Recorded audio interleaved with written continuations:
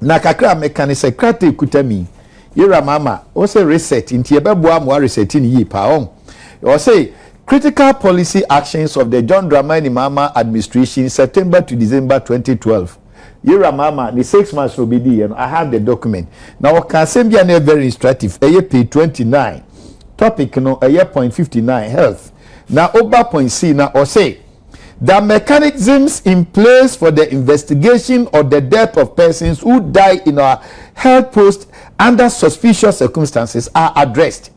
Obi obewu ani wuo no emu nda ho na nsem beka ne ade no ye momodna se ye de yibeto na sabie son omampani merisewu na wo waka se mo esi akonfo kire musu edna kokko ne yie se na ba ye betumi ada reset no omuntu nwa na mon oka be mensi nsum no ham onka na wonye ya toso mienu okofefefe kogu nhwire enu abe ma wo ho ono so twa busua papa pa nim ni foreign ministry ke be fata no papa ya to na twene so obi hwe okọ ewu mu aye hwe no nkonkwam enti kani ni aka no obi nso wo ho no ma wo hwe obi nso wo ho no mu a me say MPP ni NDC nyina no ye won crofobia to so odi ni di animu eboa minim dia meka enti se ni nua baye a vice president dia papa me srew Samuel Mills odi foreign ministry ni mu a woni Afreduko Vanderpool either of them ebetumi aboa o man no aboa NDC party na enti me sre ho so hwe yi na de meka no oba hima asema ade atudwa no pay making kana miraho misa no na me maame apata e obodi se onim kumasi yipa adwena josia onom na potamu nyina no uyi asafo ano omoye kumase omoye odisen Ghana make shoes a sam de na stores e kumasi ne obata ene e wo Lennox na so kwotwem pabo ayaya na eye better than Italy any Spain even that time eneja fofia antoata no aduaba mo PNDC by 1979 de wo NDC na me kasi so say na ni fa bi so ye politin baga na ye paper ete paper no se nso kra na beka na ye proka na kasase no ya no ba ye no obi anwo a wani wonti no otanhunu e de begu amanfo so na paper bag e yira firi o man no mu ena ni development enam musa enene ebe pie e wo sa paper we say so or say politin e we say no oba hima edi yenya pa se okotwe se ne esu eto ye ni ade a ha dwene na ye musa se na hu kosam eni ti no ade bia no hwe na hyase na eba ne hwe na bom ne yentimi nka ye no nko a obra ye nsase a ese ye nsoso no yentimi enka because politin bag no eye no galamse ye bekoso ni aka me kai ye pa se 2016 me koye campaign ewo eye chifo praso Samre bridge ya e connected the code nkwawi na John Mahama his excellency ashebo more than 5 times when timi anye kufu adu ye ba na hwe pra no nsuo se de asia sei vondi wa haso betime ya no atwifo pra so fo nso mo hwe and the true mu a ababie no a waba galamse call so chen say empo e ko bim say or saying AGC now Anglo Gold otumfo anum assembly say na kufu adu so aba ni aton ka prekura ni enye eri tu ni aberwa nkotwe prince ro ni sen woni de dawie no se femesian de uchi enne and kufu ado ni MPP no ye ma ye odisen Anglo Gold ese gina so fa nipa e ma mo de ye campaign she mo nkrofo bo se mo ba mo atu agum enipa nso no mo wu ye bobo mo tuo no e bepim ne me hia busuafo ni bo mo se me mfa ntu ewra ma manim eni vondi anim se mutimi de aye waso de ekoye campaign na wo mu nipa nso na mo ye campaign mu wuye no e bepim ne montimi ye nti wo mo nkanti ontu ho na mo e na mo se me nkanche Sami Jamfin se so timi ye adihyiye kase ma na se de a woni muamo nso na mo hye bo se mo mo kotubi nti wo mo so abusua no nra me ko ho no mo so e ka kire me oban ma na de no to nchen a ade ba ko a e koso e ya bunu mem e bunu de hye hwe no ho for de ti wonom ho fam kakasa me kom ho nansen na obahima eniema e koso e wo odisen e bunu mem no galam se de na nkebi ni bunu otimi fanko enna me no kasa sesi you know oti ase atrone so no matronie un matronie me ka environment no by extension ade anu de sabe se atwese me no gusre so ayini ba ko anu nya ba ko nti o se me kan nyina bom e holistic niam yanku ya nimri sasem ne ba ni asomtwe we de wadawroma onantefo me di hwim ɛna no yɛ atonsu the saying create the saying atronie so no atronie atronie empanimfo akobodua ese konya edu omu nsuo ɛyɛ ho adwuma no ɛha dwen galamsey ansa na atronie ɛbɛyɛ no ɛna no yɛ soko ahafo no south east baabi yɛfrɛ wɔ adujama kwaye bia o yɛfrɛ na besewa na wontimi nkom nkoye ene NDC one of the senior college yɛfrɛ no Amarisako sesen wɔn kura bɛyɛ ho ayi sɛ deɛ ɛkɔso no na ban ɛhadwen ansa na ɛbɛkɔso na awonwi ɛyɛ enchahemfo NDC MP ho na wɔn adome no sɛ galamsey ɔmampanin te ho hwee ɛno akyi ɔmampanin nankasa si nanum sɛ busia agye me nsɛm sɛnsɛm ya me nkrɔfo yɛ bi me national organizer Joseph Yami yɛ nua o tubi abanga ɔyɛ first vice o tubi allegedly ɔmampanin no anum to allegation and I'm quoting from him sɛ me na meka ne director enka ayi ɔka sɛ ne nkrɔfo nim sɛ ne nkrɔfo tu no wambobodi wabodi oh miso enti wɔka sɛ yoko nwuram no but say no that was a year report on you say yoko mo invest and ko attorney general na ma say yoko near that investigation ɔmampanin so koso ɔmampanin nka sɛ onim sɛ wo munit it was an allegation na sabe me tuoi wadi tu a won tu bi yebo ni din eni ntimi de sabe ubu hu kokura etwa nyi onu ananum asem se yoko mfrɛ wo mo eno medi ntro ɔmampanin ye mi nua pani o mabuhia mu anka me de beka ho ahwa me ho ntimi nka se mu ngunanum ase na ebom nanum asem ene ne ɔkaaye no ɛwɔ se yɛ boa ma research no wie pɛyɛ ene ti bapem ne yoko mi nua remonacha mente nka se afrɛ Joseph Yami ye friend be ha me because o ye mi nua abanga mente se afrɛ no na ebom no so ɔmampanin waka nsɛm na mode na no twi fom no ɛno na nkyɛn but be the fact say me to just say afrɛ no nkyɛ sɛ ɔmo mfrɛ na wɔn aka de se afrɛ wɔn a ansa de be frɛ wɔn no attorney general rane commentary say we afrɛ no na ada na we de nka yakokuam ɔmo me anti bia wo yɛ papa anko anim nte enti me de wie ɛhɔ no masa mato aso kakra no ɛne sɛ ɛnɛ takwa yɛnka wasɛm ɛnɛ dadeɛ so na nsan beto dwa sɛ allegedly this year drip machine e dia maye no o me de galamsey na bunu east and the bono e wasem o kan awreho because and the kufu ado ne enye bi na me kan say o maye japade kura eye anglo good wo mu tu ya ma eduru ba bie no na ya sem se kufu ado ama eni ti ya kan we se ni nyina no na ye nhwe na ye nwuru ye pa se niema na ye koye di jawa ne ye di aso awo enipa mu nyimu eni se we de kɔtɔ de ne bodwa no ye be transes ye be kama research no aye holistic na aboa ubia oman no se koyie ebeboa yen na me di wie no de mpesa mechanics oban ma develop ayi se menam se pure water na meto na me ni dasbin obabi a me de hyem botom but me su na ebom so mampani dia na dwen senia o che bahodo ne manifesto ni nie about environment o kan ho asem ene kun obefa so aye na nenu adi atu atete na hadwen sanya na anu nsuo be se nipa 40 fa omo mu wuye ya enka drip machines no kra no na minim so de ye adwuma enso nka anya hwe kra PP anya hwe kra na economy announce ye nye no ye ja drip machine afate gatem na enso so no enam se kwasi bashashe ade odi ade gya no a wo se no nti no ye trans ma nipa wi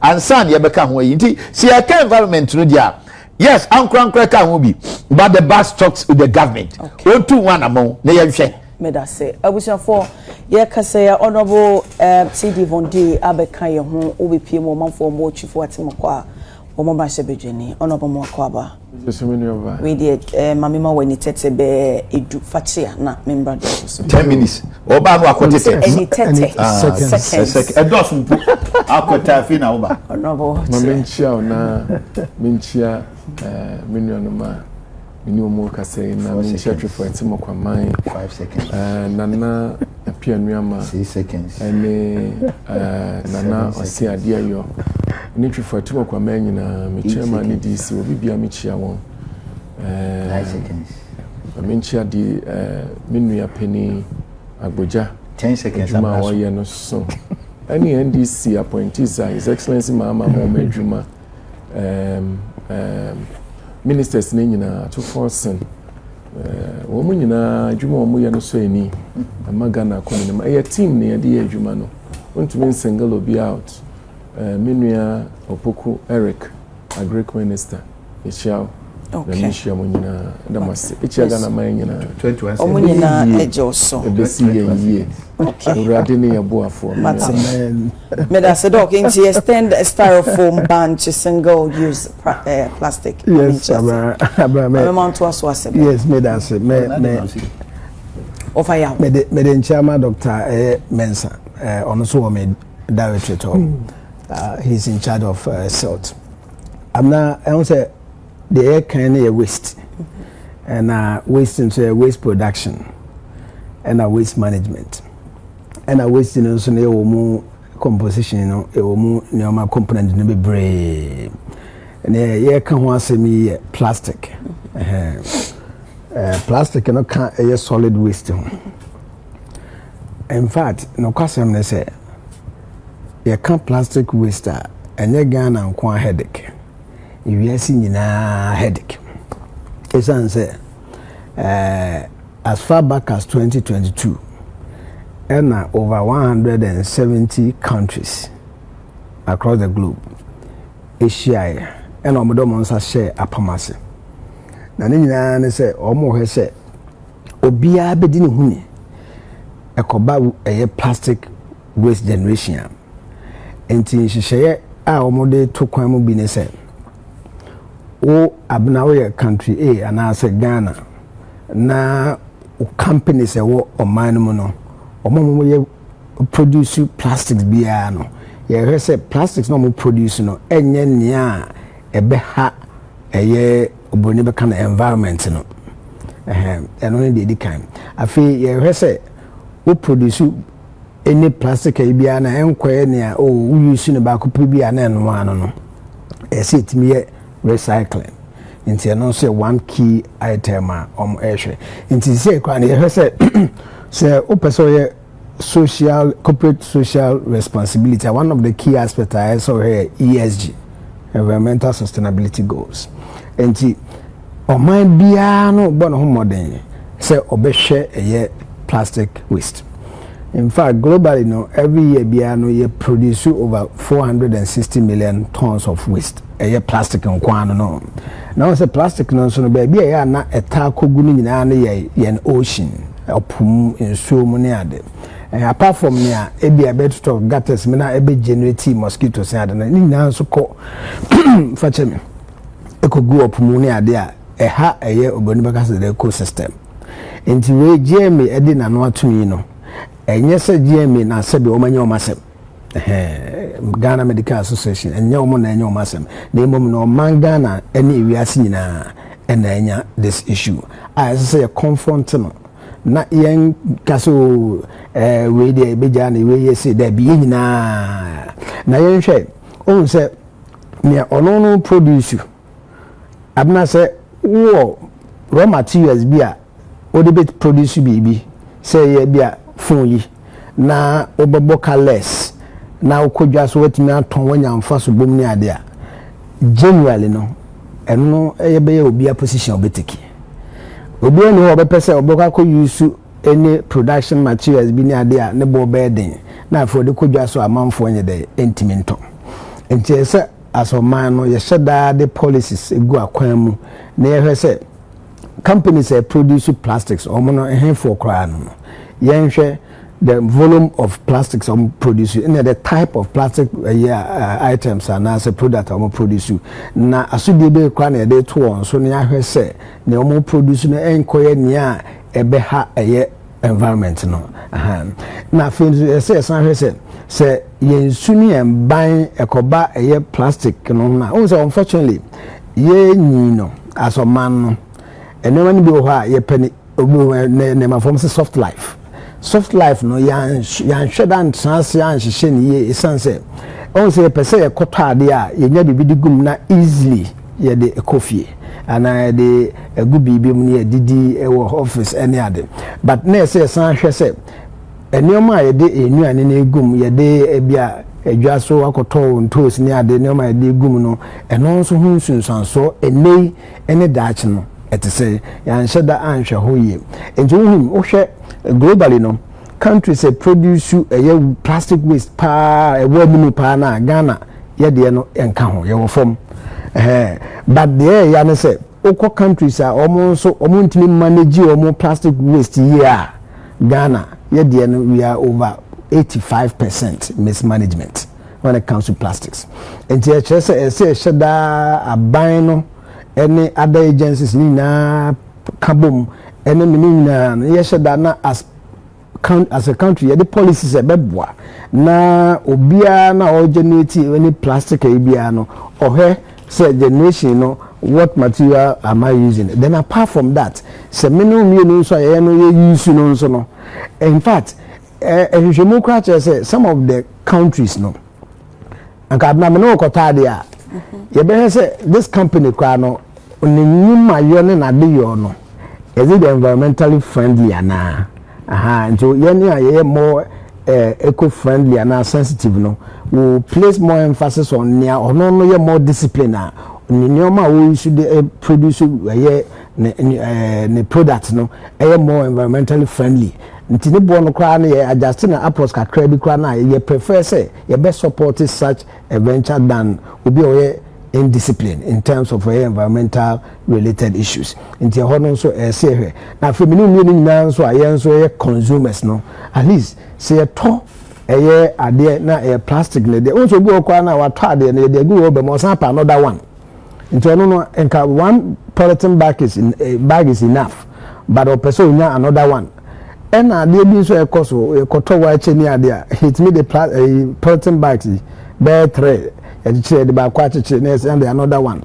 In fact say a cultivating habit no so be boama generation no ye introduce more friendly means of production no na ye ni ankasa nso yes say suban as citizens because many say am wasa de yo no na ko ba so wo da bia no ye use plastic ye to twene ba bia eno nso anya de MY and I know na make us so obi pese oye papa na environment no anya amwa na ne papa na oye no opese oye na e bia be ka ne tim on say me na mabonten manom pure water wie ana say manom bottled water wie me pe ba bi dia to ebi apɛ me background na de saa na me pese me ye no na me nya ba bia amfa nto a the probability say me ja to form no high eno no untimi blame me bebre na mom no me so ewe na at least dustbins within maybe 100 meter distance and answer even a little over that kwa no me nante kakra metimi akoto dustbin bi ho dustbin nso me ko na ya kire me say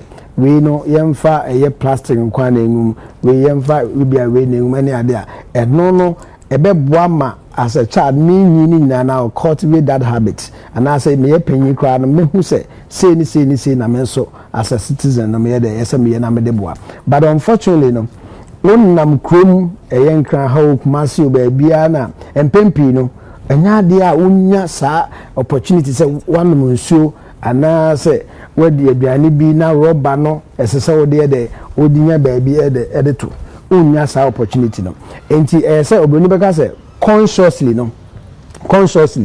say shada as a man ye the policies bi go akwan mu na you invest in this plastic waste management apart from the production no and so the American production no at least say company bia Coca-Cola no ne ade nyina they produce a lot of what plastic waste and as a plastic products enti e no ye hwe say be bi kwa na obi ha ye de some penalty be and fine be at one we are saying a bed na yen so ya nkwankwa ya individuals na abomodin ya say okay sisi e me koto wachi in fact me fie kwa no just across the street and the frank koto wachi across the street otwam keke ade na onye say o kwa o de ebia ne bowl bi ana ne plate bi bia e betima cover no any at least China for ne ade o maye bowls be brought me cover na kama kataso e wa bra se be anwansa bia kwa de engram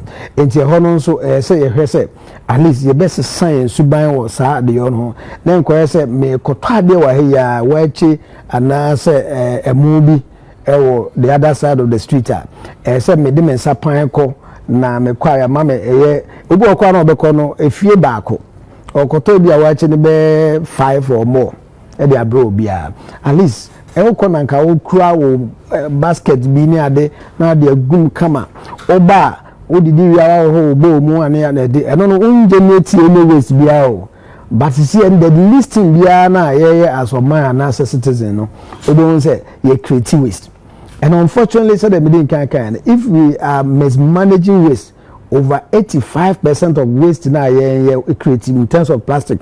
Managing we are managing just a little over maybe 15% and another 10%. Not just say a boy who modern crime. And it's hard you say or man yes sir. At the end of the day no we are seeing now modern say be fight against a plastic waste no oba na Ghana de bia na ye twen na ase na ye kwachiri nti ho no me pese ye hwe na asoma no ye de ye ka ho asem iye no to ncha ho se GMA na ye ka se ba ye musa nso se aban na nkasa na asoma na nkasa ye nso ye policy no ene sen ye policy e de gu akwan mu no ene se adwuma na ya chiche bia ma ye MMDDAs and I said metropolitan, municipal, and then district assemblies. Almost level no. I should be a ben a da almost on a den or more now show munswa a modern ben or more bo about plastic waste management. Ye jana tra will be a any opebia and I said MCs and DCs Emma I part of almost strategy. Say in there. Say it be a owo so to wo kaneshi wo hemfa me no me anaga central gan west near there keka ho ana AM kra na and say ben na sisi ya ye kese no yen MCs DCs near ona keka ho na no omudi gu akwan ma a city so well in terms of environmental sustainability. In fact sisi ya no research actually say country bia na ebo modern na work on environmental sustainability indicators well no ebwama even economic development so the ekoso because ni na say on see health issues you know say ya manage and waste ni ya at the end of the day no e betimi anya insunsanso in terms of health into bi ho wanya cholera netie ne ya and all that typhoid ni na no is because ya ntimi anya dey ya ntimi ama waste management no ankoye enti bia be fan so we dey it is too far from me but say I manage and waste ni especially plastic ni ade na ka ho na bottles ni sachet paper rubber si eco botchen ko baby na generate mosquitoes generate more death in so kwantimi enko na no ye so ye buy flood dodo na no ye plastic related so plastic waste and plastics are choky gutters in so nya baby mfa nti wo hwemu ansunsuanso de eye bebre nti yesese yi nyina no at the local level municipal assembly district assembly ni ade ni nyina no ye bebo modern na me hwese even banks any other corporate entities and other institutions ni nyina nso no omo ebe kan ye ntoma bom apa no na ya bo modern say de enhihye begu ha ebe boa nyina ensa na da achi bi no yebere na obi no atungu egu ha obi aye say obi say if we do not care, we do not show much concern as citizens and as timamufu and mamu yeah and on nya de be de ebeboa nti abna ye say alisi nyina no ye be more responsible ye more responsible won say ye jama NDC aban kwa enye na NPP aban kwa so enye jama municipal assemblies ne kwa enye a cause for a national agenda ye nyina no ye nkan tuma mom so ya nkra we ya aban dwuma ni we NGO oye bibia ba bia wo bia no bo modern say won so be dey o de wa ho den ni onim de be ka the GMA kan no single use plastic single because who use ni say ya untimi use ni biem who use ba kwa untimi use ni biem which means that anke na kenya nia ye betimi use for other things eno no ho sunsuanso na say how de be ba na e be less than the use ni ba ko pa unye de untimi use ni biem ene ye de no so to nchen a anye bia no e kan ke be bo sika ye be spending on even managing the waste eno ye nke betimi a channel to something else and me so say ye modern reduce your waste production na mwayen na at the end of the day ye say bibia no waste production there even if we should try and cut down the waste production, which will help us. But that's I won't say you can say single-use waste, plastic, single-use plastic. You can't say our potoka semwa. I say rubber. Udi ade begum na udi gum wie ya wo yusu ye no wo yusu bio na wato atwene ebi ni polythene bag ba tuntumi ya ye kodwam ya tonua magum na ye de abefie bi a auto nam ene ye keka ho jene ene ni ado ani ade o se odi agu ade wo de agum ama nti wo befie na osane a wo hwepe na wa amu na wato atwene a single use plastic ebi nso ne se bia wakoto dokono ne ya chechire wo rubber mu ama wo no agenchinam na ya chechire wo rubber mu ama wo wo befie a unya bie mekono a wo hwie ya no mu ama no ato atwene a single use plastic chere se rubber wo use a ehia se wo be use bio na wato atwene no chere se dɔɔso wɔ yɛ mɛmu abɔnten dodo dɔɔso wɔ yɛ mɛmu abɔnten dodo no ne nsonsoaso a ɛde banie saa nneɛma no ɛda fam a ɛmporɔ ɛda fam afebɔɔ ɛmporɔ sɛ wofa bibi te sɛ ahaban wode ahaban to fam a nsuo tɔ so baako mmienu mmiɛnsa na aporɔ na anyi anwea ne nyinaa abom ayɛ adekoro ɛporɔ nti ɛboa anwea no asase no sonsan so nya hoɔden wodua nneɛma wɔ so a na ayɛ yie nanso sɛ wofa bibi te sɛ plastic rubbers a yɛka ho asɛm yi a ɛno no wode to fam a ɛmporɔ nti deɛ yɛ ne sɛ esi asase no kwan asase no esi ano kwan ne wodi noma adua kra na ekoto so a enye yie atoso mienu de ya ni se esanse empronti de ya ni se eboaboa no a baye mura bebre ani nti emma oman no mu age nwura tantantan menia me hwe video bi endra enwumere na brante bi gina tema Newtown na o show video no wo ampuna no na wo hwe se de ampuna no aye a na wo hwe enuama akoso wo ampuna no a se de nkrofo kura agya wo mo nan ya camera si won so maami bi a one ne ba ne mma ani papa guy bi nso ono so owo ampuna no a one wote so kura agya ne nan no o shika ho na fe wo hwe Robert kumpuna no ya nwura ye guho na obi nso hata enam ewo nchen na enam nyina at the end of the day ye be badwaso ye be husa na nyina na se ye be chibi ne di aka dokono no akoto na ema efin adukuru yensa no o hwe sanwura no bebre no na mo be 80% 90% no eye rubber ade a friend rubber no ye ka se plastic eye rubber ene ye ka ho asem eno no say environment no e kire se ifi bebre eno a empro ene de edikan etoso mienu saade no kura ne nsonso anso no awapomudin enkyirekire mu no emade a ye friend ne cancer wodi aduane a hye na de good rubber mu a rubber no color na ye de aye rubber no eyi gu aduane no mu ani nti no wodi aduane a hye gu mu saa no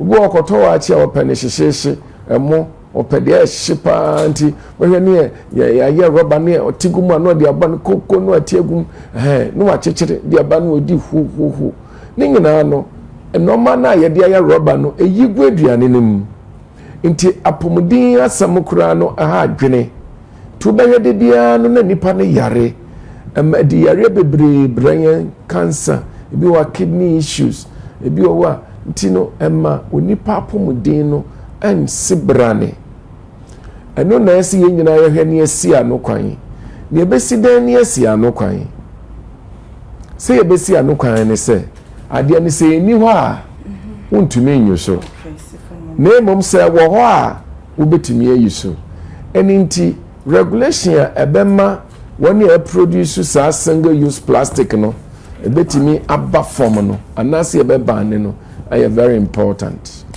because ade no wo ho you know producers nibi and also omo argue say now makwakoje sika omo de ba be hye omo business mo nti say banka so obani admin so omo so omo bebo kai and all that it ensure that you know the broader picture. Are we, you know, thinking about sika ibenya sebia kana say ye dwene lies and so because at the end they say nipa dodo ekowu a the who produce the amahwan you know that is another so we say sika dodo nya ya ahoto ne apomuden ka ho no e sika hunu and say wodwene sika ho bebre na wodwene nipa na apomuden wo technology aba akonanim. There are so many materials you bet me still a be a friend career bags sanyo manua and no bet me reusable and that's reusable what the two former bet me a pro and that's reusable and form we can invest in things like that. I give you a typical example. One sa bamboo yeah actually every Ghana you know you to me refiner the year bag fair betimi akare nuama saa when me say come for haban kakra and no there's a way of putting it together a betimi and which let's change let's try to divert into areas that will help our health na mom de ye hu Ghana ha no he ukwa ma no ne na ko mpoano a fedodo Sabiensi nipa. Omunso no kwa akono. Ensi nipa. Na for kwase betomi. That's number. Yes, yeah, because afi no. This is assemblies no sorry nye adwuma. Emi ama me hu Tema New Town Mpunano no. I think that is just horrible. Into your best ready assemblies no. Mo so to see no there is common fan ya pass or parliament here the bad district no. Ya the waste management percentage wo mo e de aka ho minister wo to me emfanye adwuma na de ye hu na nye adwuma ne de omon fanye so wo de aye a wo mo fanye ye menim se wuti honorable Ameda wo se enu nti na ye increase sika ye de ebremo no but almost a year ni hu se ya fa obi grumble for balance ba se ye adwuma sanke ye hu enti me ye na wujitum se fanye adwuma ejuma ne de hold on me yin to say yemfanya ye but the point is that ejuma bia ne ho nso anso what can me honorable obi wo a ugusu a wo yanka ye hu na me kire say ebi wo ho a ugusu ye de ye ka ne se ye hye wo mo nkran so mo ba ye manaduru yi na de ye hunu no emfata yen so okay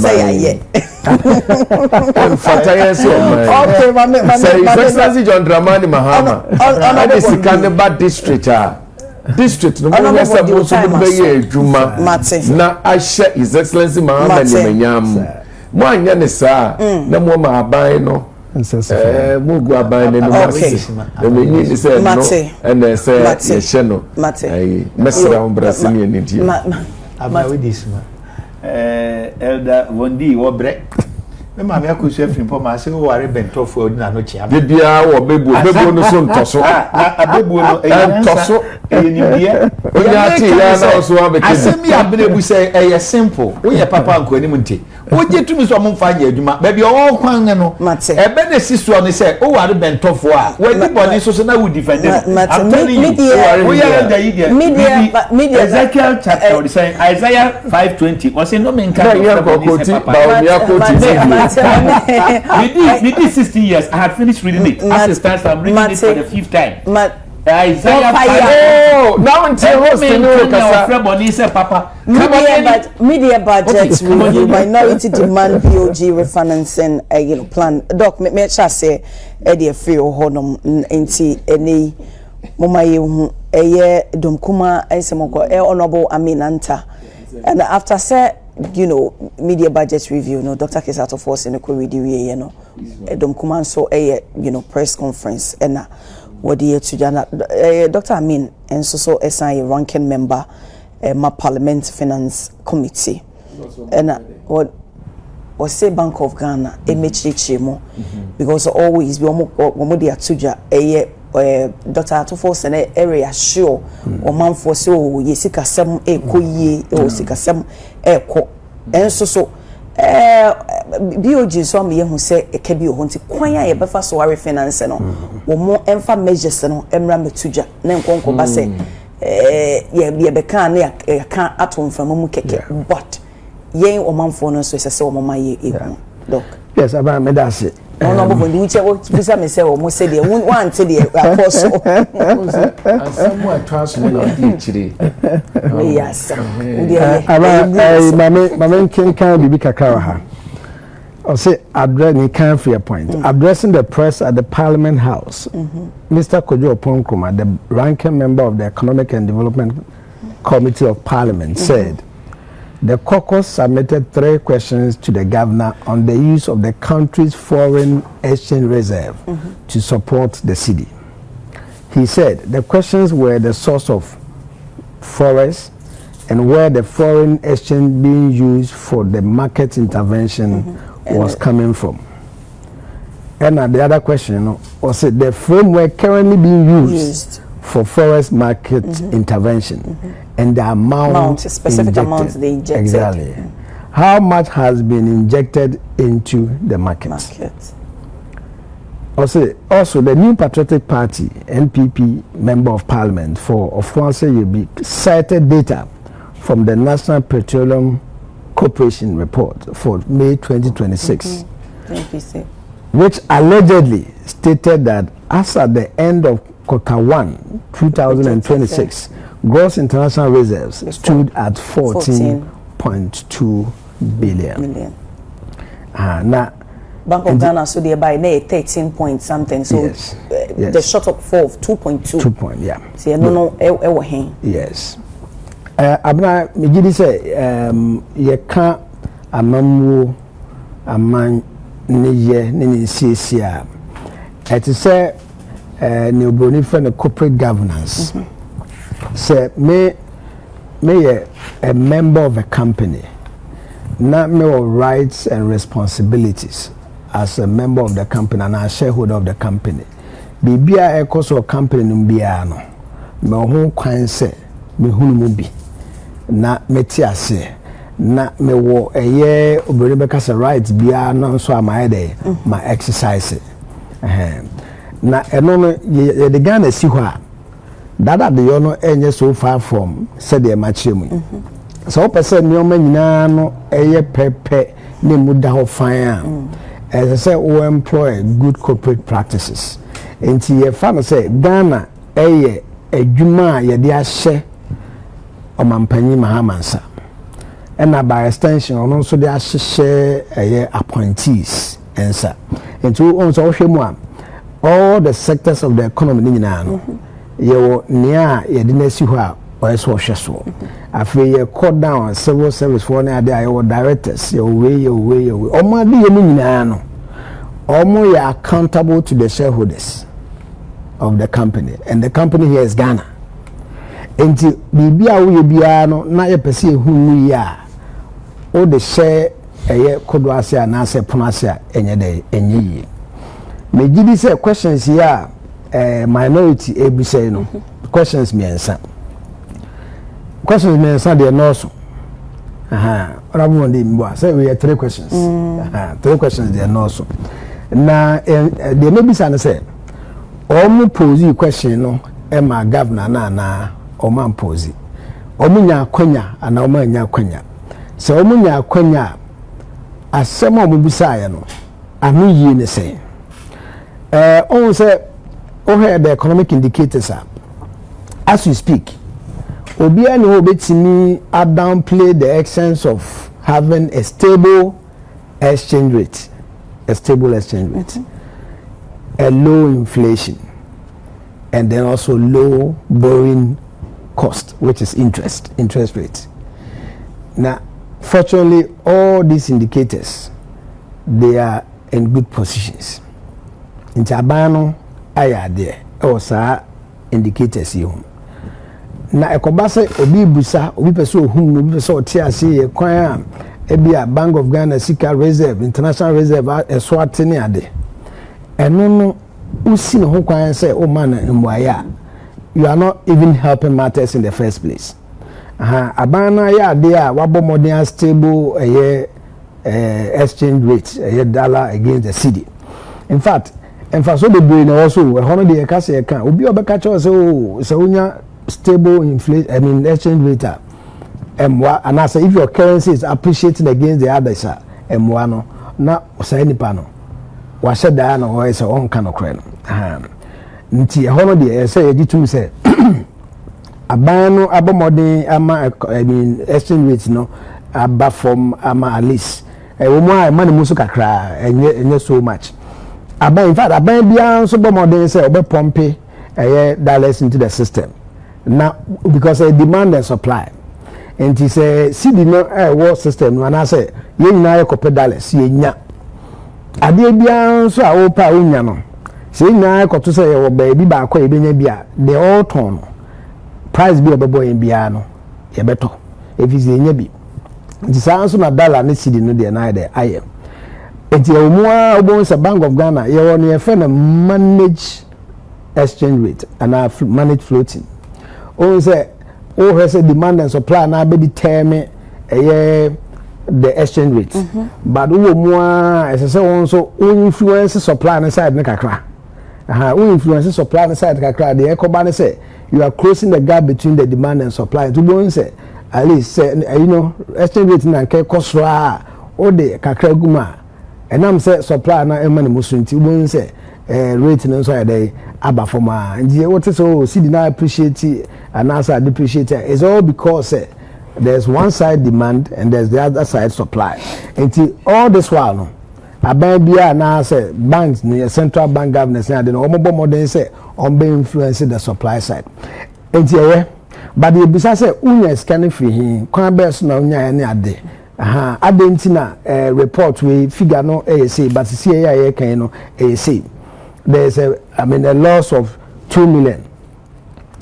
Now the question is they say managers of the economy no and now say as a governor or let's say as Bank of Ghana Central Bank there na si ho kwan say obeye bibia pefe on kata bibia so because the demand na we dey no medin kan chem stable yini ade amekeka a very good one enti the obeye ne say empemfo say uja tata ebeja ho ani enti say minority no so almost can shareholders a company and American no me na so ka ho bi enti hia say enchemu bia wo ho a governor no na say Bank of Ghana in particular emfa maya minority here they should make it available bibia no say be can share na be use say e bia mepam no Bank of Ghana ebe the right thing na information bia na minority esiki for no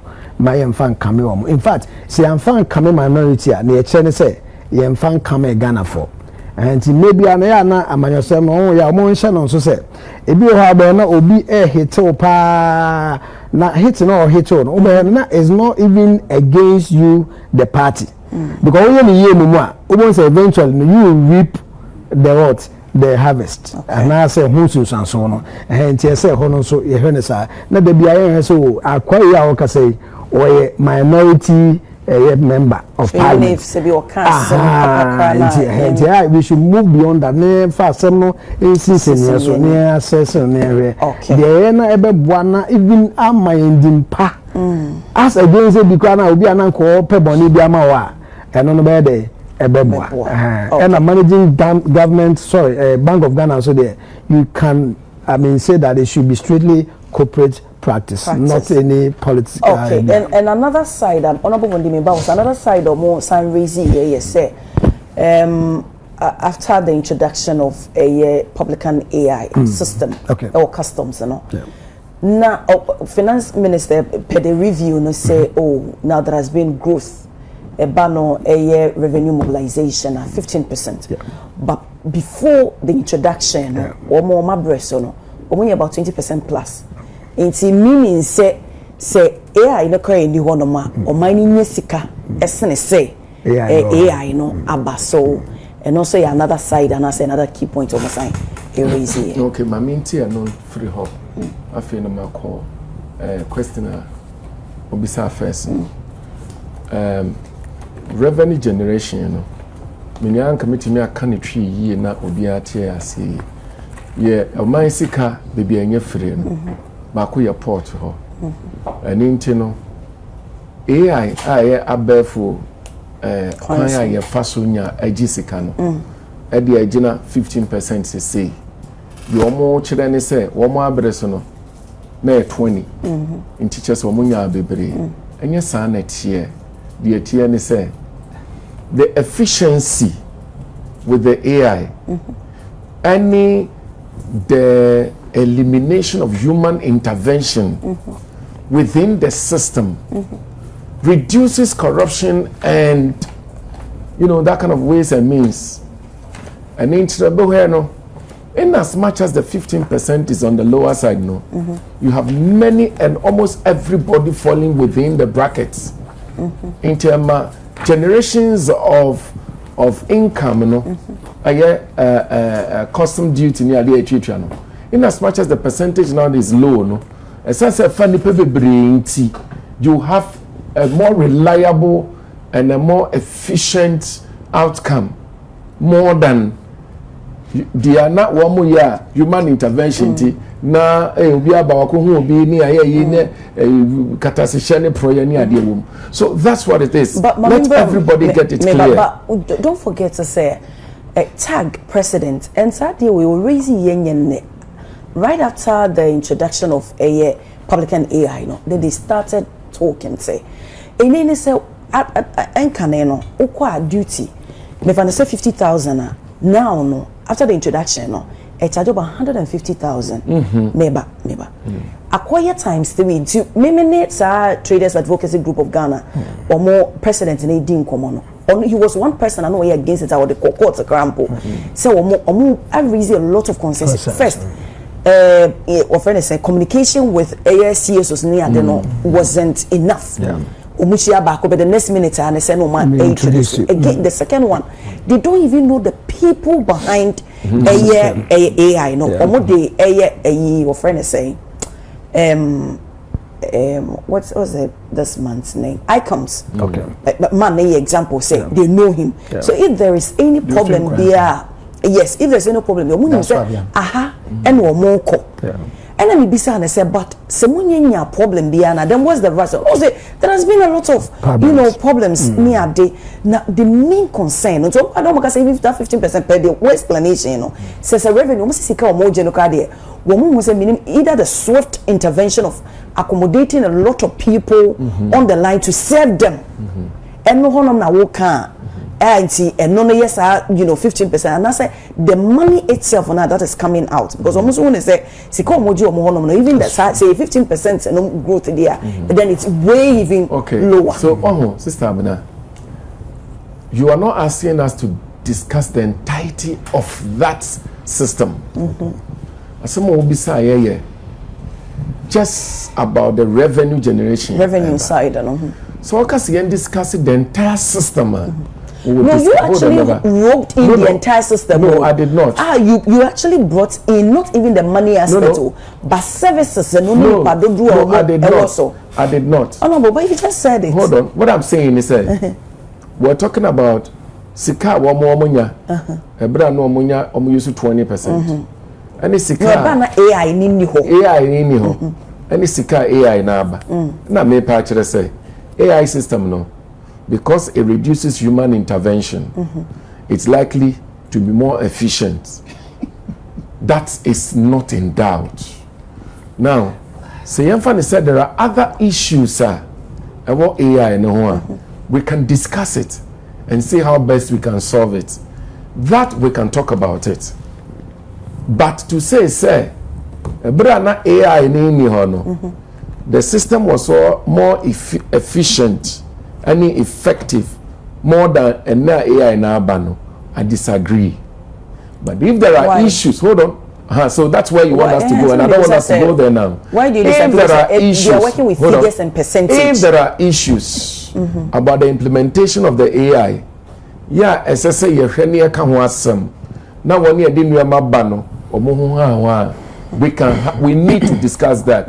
Near can wasam. So those who are feeling say problem who clear and all that, you know. I agree we should be able to discuss it. Near how to deal with those matters. But the point I'm saying is you cannot say the introduction of the AI any brana it's purely human intervention. You cannot say the effectiveness and efficiency of human intervention will be better than when the AI is being introduced now. That one I disagree.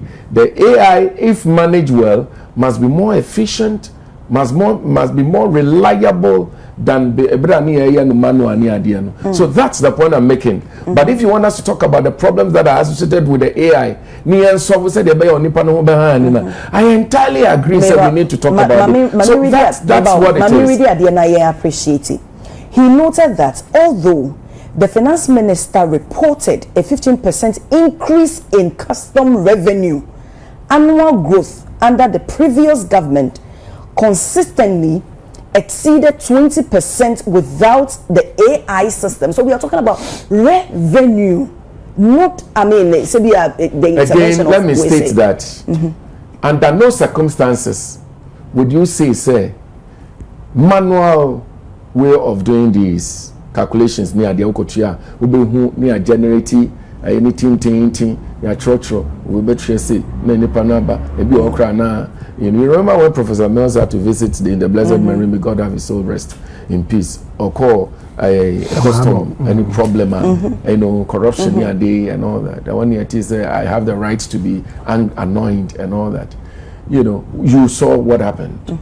We're trying all our best to solve those problems where human intervention and revenue that we should be able to get all the revenue, be able to develop the country near day. We're trying all kind of things. Today we are using the AI where human intervention is being reduced. What I'm telling to you is that yes, there is no system that is 100% accurate.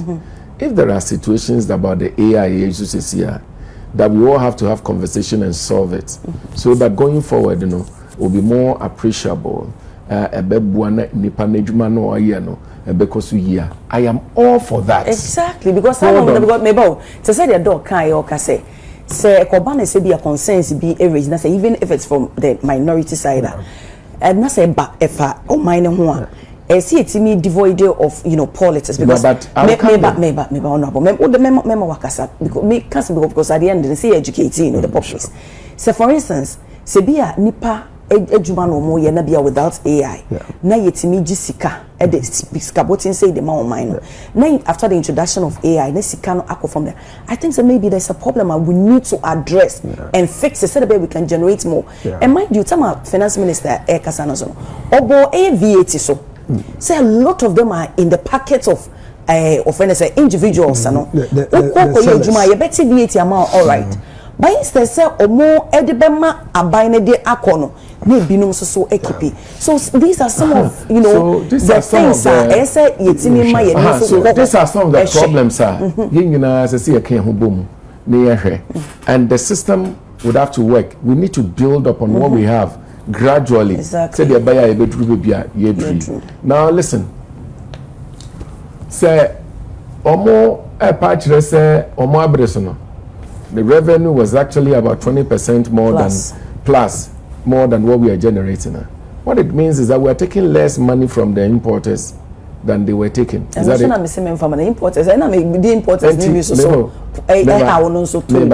It means that we're taking less money from the importers than they did. It means that we're bringing more hardship on the importers than we're doing now. The point I'm making again is this. The AI system is a very good system. Okay. Some say, if there are issues that you've identified, come to the appropriate quarters. Let's discuss it. I bring cars to this country and other items to this country. Obedua, and into say eba from me nyina. Okay, I was from me nyina. Na fiti. Oh, Mr. Rapia. No. You only boxed me into AI. I've not dealt with minority Kasana or much as a Bank of Ghana. No, fire. Patch on me bounce. Mr. Rapia. You know, wrap up doesn't mean stop. It's a wrap up.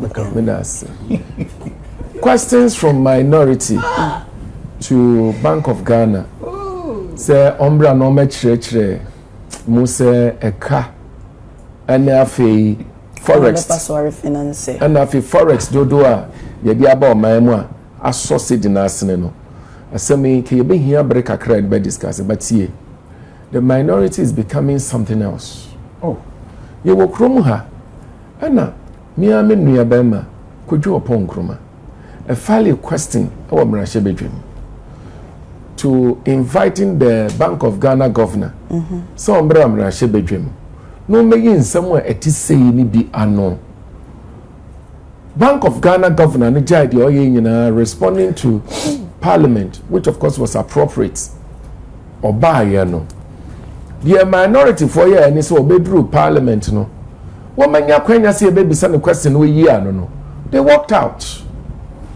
Women tina mrashe bedwem ho. Na wa question wo dia ba se papa ne meyi anu a wo ja dia wo ye nyina dia ba no wo be bisa no me ne yi anu.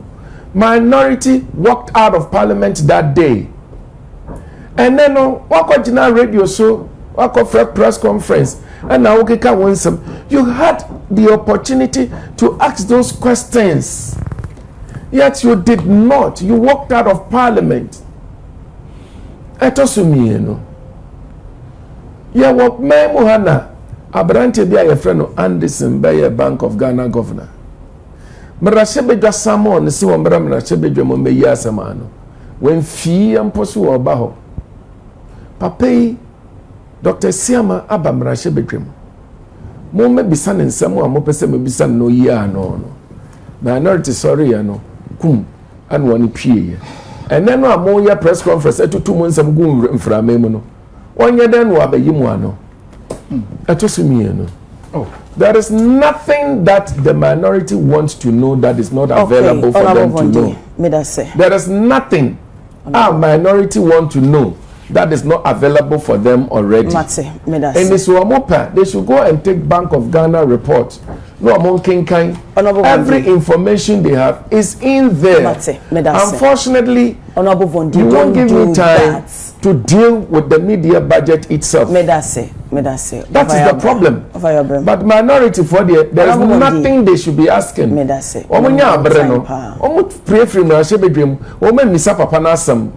What do they want again? But they came up with you say mostly because you want the meeting to be held in camera. That was the reason. You want us to discuss that? No, because our standing orders in parliament. There is no institution whereby parliamenter, in the public, get a common fund administrator bar. We hold it in committee of the whole. Cameras for the same as Bank of Ghana governor.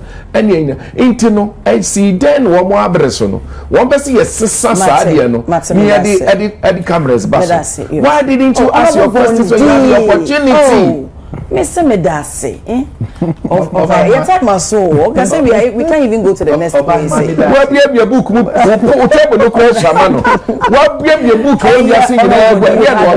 You've had your time. Men, yes, sir. Then Kwani Bebu and Wabay. Umama Kwanami Church Ghana for a 2 force in your report. The other 2 drama is Excellency Mahama. What be your book? You have some then what you have one cat with your tea. Miss, would you a futua me de magana for awfo ni say aduro bi koso ayeton wow so wa man kan DC wo mo atro abites wow bi anja no amane ma no bi ebi na odi tue me baba akubusa am say daddy is that MP Vondi or Bondi and I'm so no so oh I thought it's Bondi, and I'm saying they will say Wabondodo. And it's clearly demonstrated that. Anyway, I demand you retract that. They are all kind of apologize. What here as an MP? You are looking down even upon explain it, retract it. Yo, Mati. And yes, what? Retract it. I want you to retract that and apologize. Mati. So with me, colleagues, with me, Emma, this kind of over here. Machias and Machias and my young queen. Obahima, and some yana esre. A bami boo ya or semi boo bar F nam chain. Yet to tame Ashanti Media.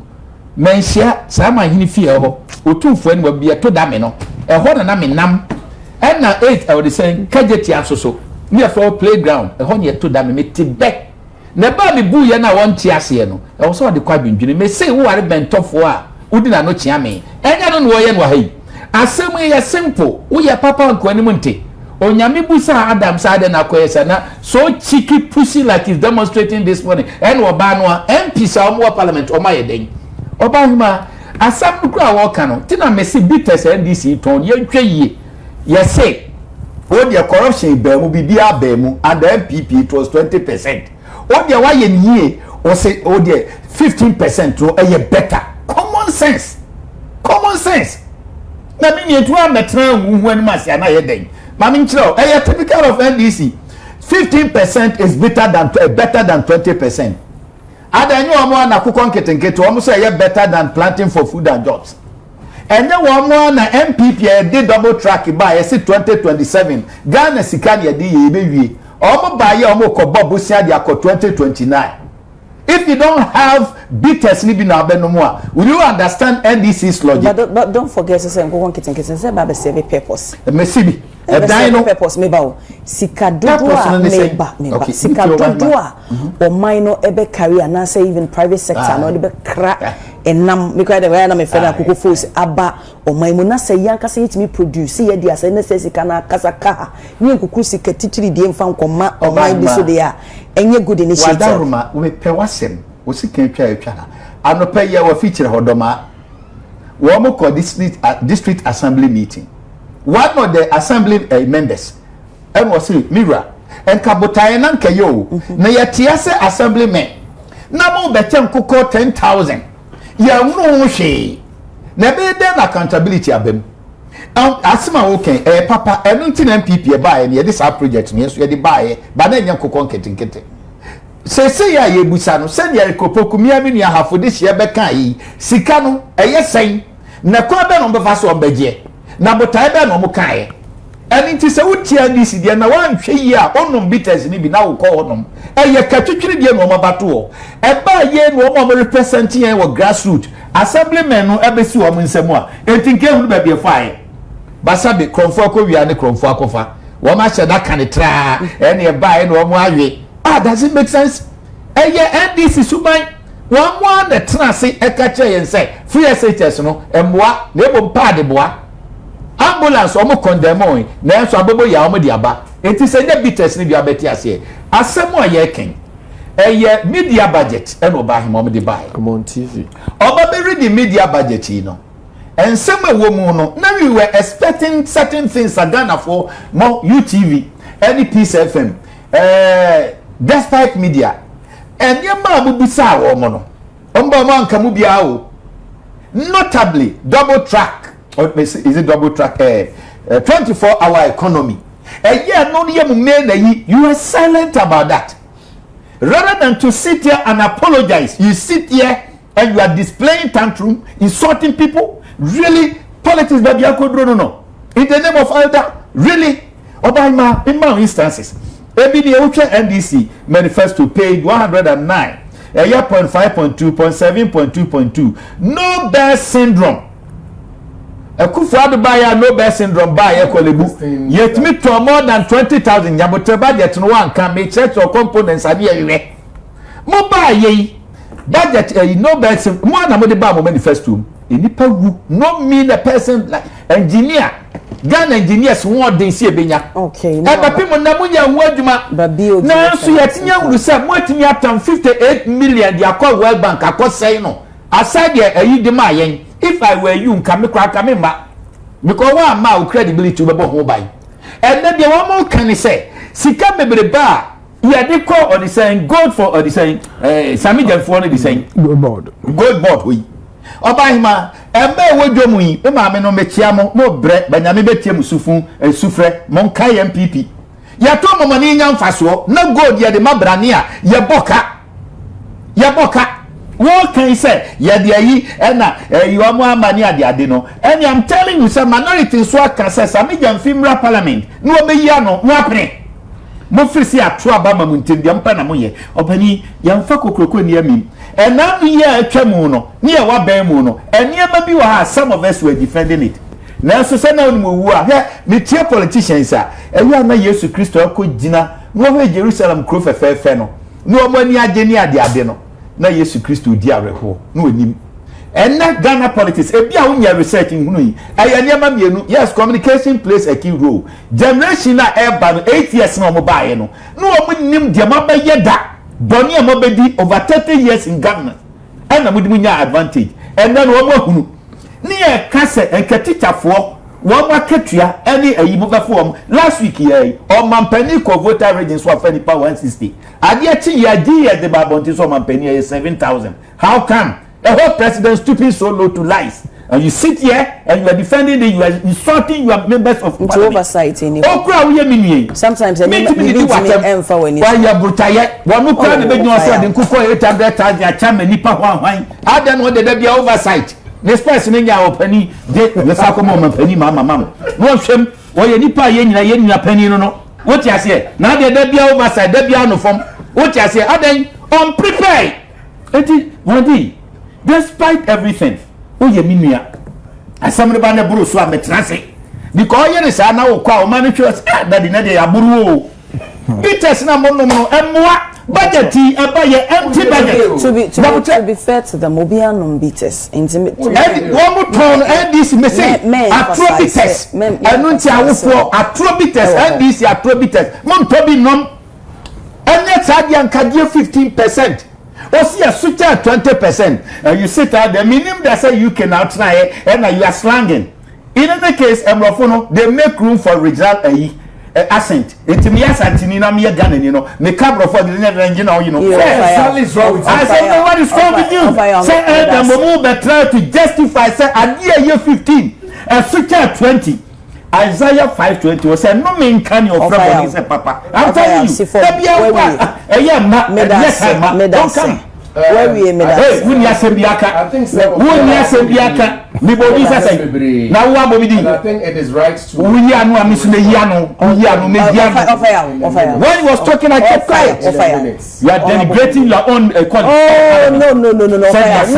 Don't do that. Don't speak to the issue. The issues. Take him out of the issues are what I'm talking about. Did I mention his name? You mentioned his name. You can preach. Yeah, me but you are noted for lies. Me ba ha no. Asema me kan ye say. You may talk about 20% increment of a revenue against 15% increment of revenue. But you see, you are roping in more people into the platform. That eventually will increase your revenue more than even the 20% you thought you were having. So on table for asema me kan won tias ye yi me dem ka twere etoso mienu asema me kan ye ne say MPP from Rashe Bedwafo akodwo oponkroma di enim no enya akwanya chro Bank of Ghana governor ombra Rashe Bedwem be yi asemwa papa eja ne bere bia bam Rashe Bedwem eduru so mo misa na asem no ana wo mo nyina pwie ye wo ma misa na asem no eni nti so wo person sam ya ye kan tietie mo enchirechire mo etia it's available. They should just go and take Bank of Ghana report, Auditor General's report wo ho omonkofa no omonkenkan, then they will get understanding. Baby awo de fifa ne mabon ni ade sabi wa ye tete wo Asante ya wo kan ye say ya tete wo Asante ya nkasa saa o Okay. Onipa wo si yatitu asante. Na otufo ase tutu de. Ye nana no mo. Ye wo mo ye nkrofo ye be no ama ne kwan. Ye kasa mede ye dey see her honorable. Madam Asem dog unfortunately omo kan se ye time. The family na do ye ne ye ka Doc, you live in a glass house and I think so. Who did fire. You want me to extol you? Really? You understand the game? In relation to and you see, I'll point out the statement at first because the economy is growing, not staffing. Not staffing. Their time and the American say the indicators are out there. We can all access it and then judge. But normally growth, which sector is actually experiencing the growth. Because the where you see significant GDP, but then employment creation because of maybe they see allocation, and all that, especially the agri sector. We have to look at it, and then the informal sector in general. So, okay, you pay for my number 7 for your bread on us.